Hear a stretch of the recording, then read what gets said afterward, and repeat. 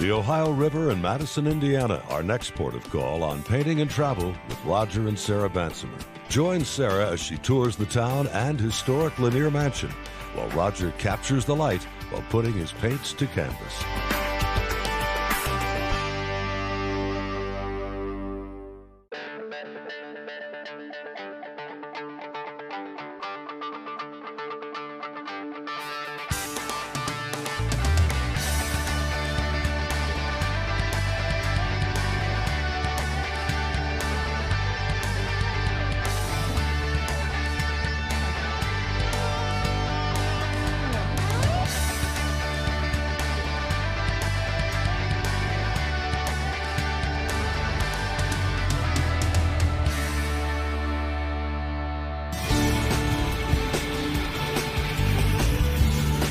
With the recommendation of several friends, we have come to Madison, Indiana, and we're so glad we did. It's a wonderful place.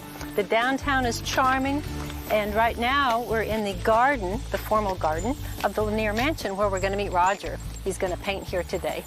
Half a block from here is the Ohio River, and on the other side is Kentucky. Hi. Hi, Sarah. Well, I think I'm going to set up my easel here and do a painting of these flowers.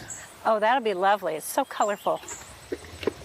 Well, it's a beautiful morning here, not too hot or cold. And I have my equipment set up. I'll go through a little bit of what I have. We have a half easel. It doesn't take up much space. And as you know, Sarah and I are traveling the country, so space is always at a premium. So this is a very nice size for traveling. I also use these masonite boards. They're very thin too. This is just 1/8" masonite primed with gesso, and I like the nice smooth surface here to paint on, especially using small paintings. I usually carry several different sizes with me. This is 11 by 14, this is 8 by 10, and those are standard sizes, so they can be used in ready-made frames if we choose to do that. For my palette, I have a little glass palette, and I attach it here to my easel just with this little bolt. And this way, when I put my paints up here in my board, I can easily tell what I'm mixing here is the right color for my painting. It just helps me associate these two a little more quickly than if I had my palette down here or somewhere else. So I like that up there. It's also a gray neutral color here. I have these sprayers, little atomizer sprayers. This keeps my paint wet, keeps my board wet a little bit too. That's a necessity. This is probably the most important thing I carry with me. I'm going to be using acrylic paints today, and I have a variety of brushes. I most often sketch out my compositions with a paintbrush, but today I'm going to use a pencil because I have this structure up here and I want to get it accurate. I also use a little cardboard template. I can hold this up to my eye and I can see a little bit more clearly what my composition might be on my board. Makes things a little simpler.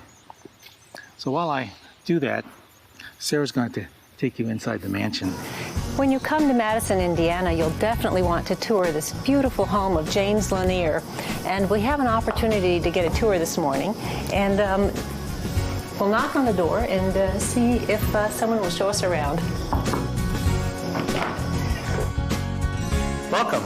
Good morning. Good morning. Welcome to the Lanier Mansion. Thanks very much. Jerry Riley? Right. So nice to meet you. We appreciate your taking time to show us around. I'm glad to. First, I'd like to show you the portrait of James F.D. Lanier, the man who built the home. And the home was finished in 1844, but Mr. Lanier was a very prominent Indiana citizen during the 19th century. He did a lot of financial work for the state, but he's best known for providing loans to the state of over $1 million during the Civil War, and that helped the state get through the Civil War and helped fight for the Union. This is the dining room of the home, and you can tell one of the most striking features in here is the wallpaper, which is a reproduction of a French wallpaper from the 1830s by the Zuber Company, and you can still buy it today, but it's very expensive, and it's a woodblock print wallpaper. And this is the chinoiserie pattern, which is supposed to look like the French version of China in the 1830s. It's beautiful. What detail. Lovely colors. I suppose it's all hand painted and... It's a woodblock print process where for each color they have to run the paper through once. So there's like 50-some colors in here. Really? 50 colors. Amazing. And did the family eat in here every day? No, this would be for more formal occasions. I see. They would eat in the, what we call the breakfast room most of the time. Oh, charming. Now this is the north parlor. And we have double parlors here, so we have a south parlor as well. And one of the neat features in this room and in the south parlor as well is the faux doors we have. I remember in the hallway, on the other side of this door was Mr. Lanier's painting. And this is just for symmetry? For symmetry, and I think to make the room look grander with, the two doors makes the room look larger. It does look very grand. It's just beautiful. It has a nice warm feeling to it. And the great Ionic columns, too. Of course, this is a Greek Revival home, so a lot of the features are Greek features. And these are all made by hand, of course. Yes, over right. 100 years ago. So this is the south parlor room? This is the south parlor, and we have it set up to be a room where the family might relax in the evening, listen to music. This is the library, and it's, again, a place where the family might read and relax. And interesting piece in here is the bookcase, which was owned by Mr. Lanier. We're not sure if it was in this home or in the home he had in New York, but many of the books in the bookcase did belong to him, and they're signed by him. One of those striking features of the home is this spiral staircase. Francis Costigan was the architect of the home, and he designed features like this in his houses. We're going upstairs to see the bedrooms. And there are 4 bedrooms up here? Yes. And a couple of study? An office and a sitting room. I see.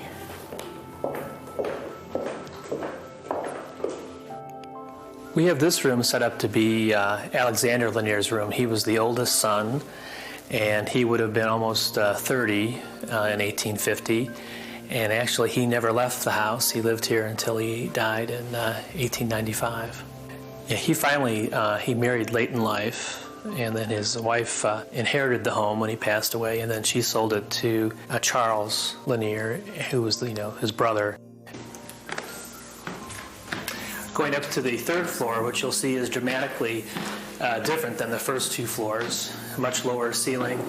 Oh, this is a much lower ceiling. This must be about 6'4". Just about right. I think it's 6'3". This is the 3rd floor of the house, and this is used as a bedroom or as a storage room. This is charming. I'll bet lots of children had fun playing on this. Yes, we don't know how many, but that's a rocking horse made before 1850. Jerry, this has just been fabulous. I love seeing this beautiful mansion. Thanks for telling us about it. We were glad to have you, and come back anytime. Yes, I'll recommend my friends come and visit Madison, Indiana. Great, thanks. Well, I've finished my sketch here. It's pretty rough, but it gives me an indication where I want to place things. I have my paints out now. I have titanium white, ultramarine blue, Indian yellow, cadmium yellow light, yellow ochre. As you can see, the yellow ochre and the Indian yellow are pretty much in the same value. This just has a little more color to it. Anyway, this is an earth color, the yellow ochre. I like to use it sometimes. Naphthol red. This is a violet. I have burnt umber, and I have chromium oxide green. I could put other colors out here. I could put less colors out here. It's just sort of what I see, what I think I might need. I don't really limit myself to any one particular palette of colors. Sometimes I only use 3 colors or 3 primary colors. Kind of depends on my mood and all. But all these are tools that are available for me to use, so I just put them out. I may use all those paints. I may use just some of them. This one violet color is one that I really do need out on my palette here because it's very difficult to mix good violet colors with using other colors on the palette. The manufactured colors in the purple ranges are much more vivid. And for brushes, I have a variety of brushes, mostly flat brushes. These are called brights. I have a fan brush and a few pointed brushes. Nothing fancy, just a selection of brushes. Most of them are new and in good shape. Others are a little beat up. One other piece of equipment that's important, and I know I always mention this, but it's my digital camera, so I can take some pictures here and use these as reference when I get back to the studio should I need to finish it back there. I have a big palette of colors here today. Indian yellow, some white, this chromium oxide green. I love this chromium oxide green. It's a very opaque color, but I go in spurts where I'll use this, and other times I'll use sap green or permanent green. Just depends. I pick up a little burnt umber here, gray this down. I'm just going to try and cover this in big, basic, broad patches of color to begin with. This down here will be a little more vivid, a little brighter than this up here. This is in the distance, so this may be a little bit bluer and a little less color and a little less pigment than this down here. I know it's not very far away, but visually, especially on a painting, this makes a little bit of a difference. So I want to bring the eye forward. So down here, I'm going to have this a little more vivid than up here. A little trellis over here. I may indicate that just slightly. I may take that out later. I may change this composition around some. These flowers are a little bit lower here than I want them. I want to feature them, so I'm going to really raise them up and put them more into prominence. This box hedge, beautiful box hedge, and it is about the most vivid thing that I can see here other than those purple flowers. So I'll pick up my yellows and a little of the chromium oxide green. When I squint my eyes, this boxwood hedge and the grass are about the same value. They're not the same color, but they're the same value, meaning they're the same lightness and darkness. So the only way to distinguish those is to make this quite a bit brighter. See, it's about the same value here. If I were to take a black and white photograph of this hedge would probably not even show up because they're the same value. So the only way you can distinguish it at this point is by the color.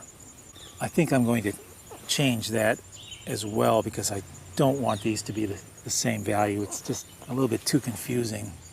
So as I paint, I have to reevaluate these relationships of color and value really to suit myself and to suit the painting rather than to try and duplicate what I see. I can't duplicate what I see no matter how hard I try. It's just too much. It's just too subtle and too complex. But that's what makes a painting interesting and personal, is some of the artist gets in the piece of work. Grab some purple and yellow. That makes a beautiful green too. These flowers are very dark because they're backlit. I'm going to take my purple, ultramarine blue, and some burnt umber. It's about the darkest thing in my painting here is these flowers. I'm making this as dark as I can down here because I want these purple flowers to stand out a little bit at me, and since they aren't a very light color, they're sort of a dark purple, the only way to make things stand out is to use contrast, dark and light. So if they were bright yellow flowers, I wouldn't have to worry about this quite as much, but since they're sort of a dark purple to begin with, I need to keep this even darker so these will stand out a little bit more. That's why this is quite as dark as it is. I've got some other plants back here. I'm not exactly sure what they are. Either hollyhocks or small rows of Sharon. I'm going to indicate those as well. I need to kind of fill up my composition here.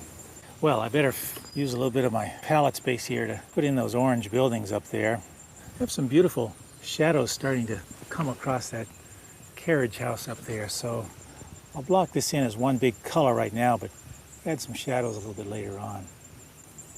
I was thinking last night how everything has a name. Everything we use and everything that we do has a name or a title, except for colors. We're familiar with the few basic colors: red, orange, yellow, blue, green, and purple. But when we go even a little bit astray from that, there are not even a name for a color, and that's why I don't think that we actually are taught, even as adults, to see and visualize color. I mean, all these colors become ish colors. This is a greenish blue, or this is a yellowish orange, or this is an off-white. But see, we don't even know what color it is. So if we can't even verbalize it and everything, I think it's just equally as hard to be able to see these colors accurately, because we just don't have a real clear image of what they are. It's a problem that painters are always fascinated with.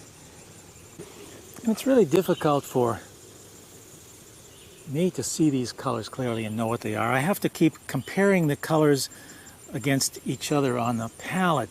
But when I look at this building up here, normally you'd say, what color building is that? And you say, well, it's an orangish color. But we have several colors here. We have the color that's lit by the sun. We have the color in the shade. We have maybe the color down here that the grass is reflecting up on it. I can't see that too much, but all these influences take over. We have the sky that influences maybe more the color up here than it would down here because of the grass reflecting. Very subtle. I'm going to put a little bit of white in these windows up here because I don't want as much contrast up here as I do down here. I want to sort of put that in the background. I like being painterly as much as I can with these. So I like to put as many big, broad strokes on the painting as I can. If I can describe something in 1 or 2 strokes as opposed to a dozen strokes, it suits my purpose much better. But painting is a language, and generally if I don't like a particular painting personally, it's probably because I just don't understand the language of it as much. I'm mixing up some just grayish tones. What I want to do is just get this canvas covered. I think I've worked almost too long on trying to cover it. I want to get everything just in place. That way I can look at my association between all these colors and see if they're about where I want them. I think a painting could even be left at this point, and in some respects, not really, but in some respects this could be called finished. And when I say that, what I mean is that everything is finished to a point. Nothing is finished any more than anything else in the painting. Really into a lot of colors on my palette for some reason. I put in this permanent sap green here, and I put out some cerulean blue. These colors, by the way, often look different from different manufacturers. Since I have so many greens here in this painting, I might as well take full advantage of all these colors that are available to me. I'm going to put in a little more of this sap green down in here. This is a little bit too much purple for me. I want to put those flowers over it, so I'm just going to, with a dry brush, darken that even a little more. The fact is, these flowers are tricky, and I think I'm just hesitating in some ways to attack them as I should, but now is the time. So a little bit of white and this very light violet color. There are 5 or 6 different little bunches of flowers, so instead of creating one whole row, which is basically what they are when they're all together, but they do have a little bit of indication of each little plant is being rounded there, so I'm going to try and indicate that. I wish I could paint all these flowers in one stroke, but I just can't. This is where all the major big areas are sort of finished, and I have to go in and start really picking at it a little bit in more detail. Now, from this color and this value I'm putting on here, I can start to go darker with this purple down here, and then I'll go lighter up here to create that roundish form. I'll put a little more blue in it down here. Oh, there's some beautiful butterflies landing on those flowers there. I always love to see the butterflies. I'm going to gray this too, put and a little burnt umber along with the blue, because I don't want these flowers to turn from purple to blue, so they have to look like they're all the same color, which is always the trick. And it was the trick here on this house. These have to look like the same color, but one is in shade, one is in light. As I'm sitting here painting, I can often hear the drone of the barges that go up and down the Ohio River here day and night. We've been camped on the river for several nights, and it's a real joy to see the barges go under the bridge.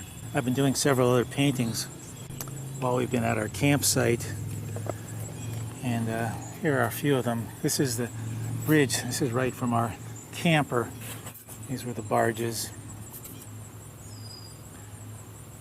Another smaller one in different light. This was late in the day. This was earlier on. So it's fun to do paintings at different times with different lights. Even if it's the same subject, the painting becomes totally different.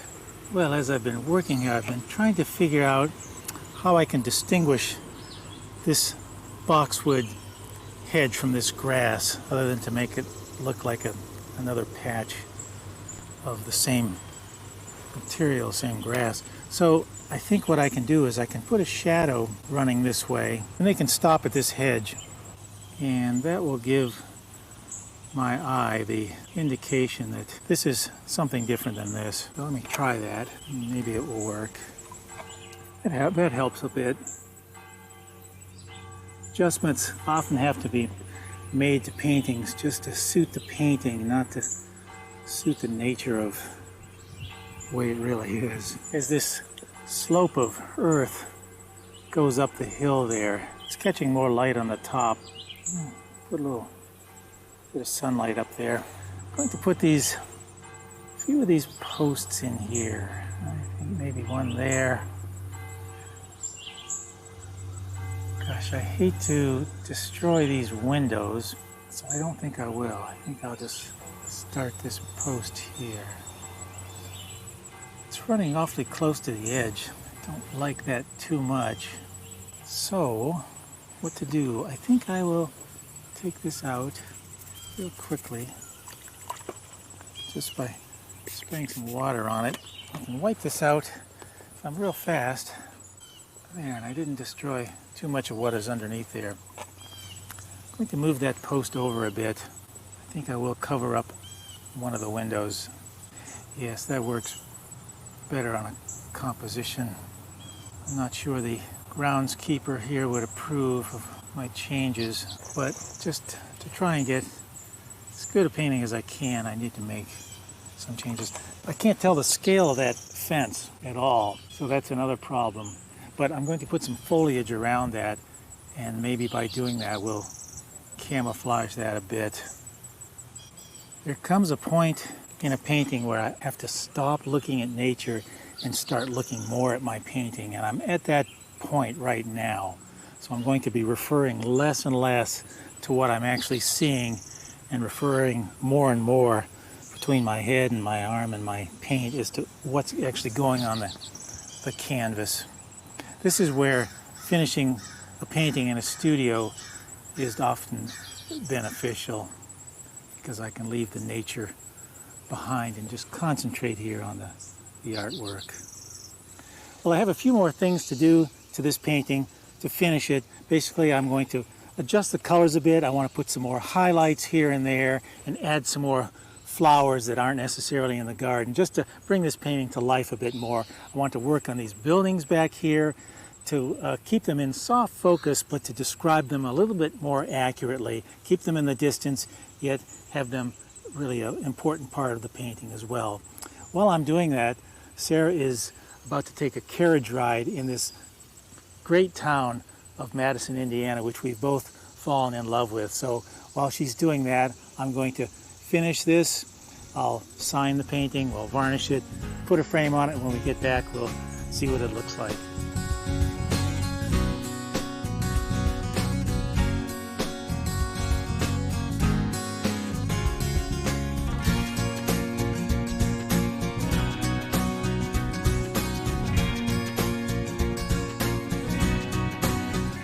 Years ago in a catalog, I saw the Delta Queen. You know, take a ride on the Delta Queen. Oh, yeah. And I've never done that, but I thought it would be so exciting. And I guess it actually comes up here. Oh, yeah, all the time. Yeah, it stops here a lot. He's been here several times this year.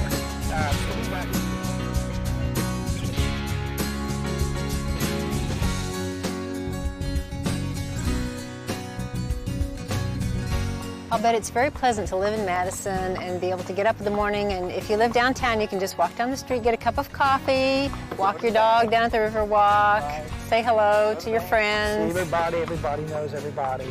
Walk to the bank, walk to the grocery, walk to the post office. It's a very quaint town.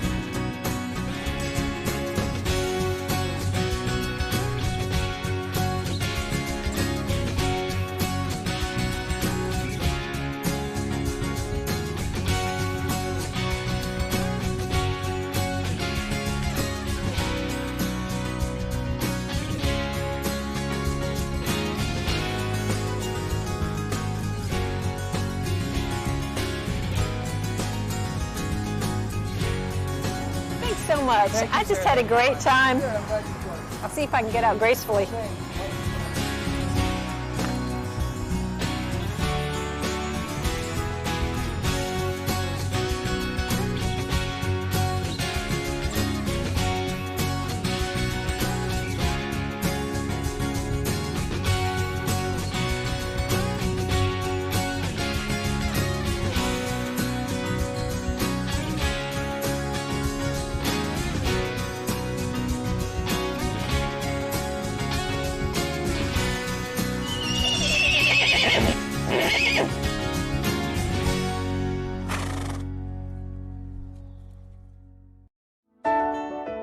For more information about painting and travel with Roger and Sarah Bansemer, visit paintingandtravel.com.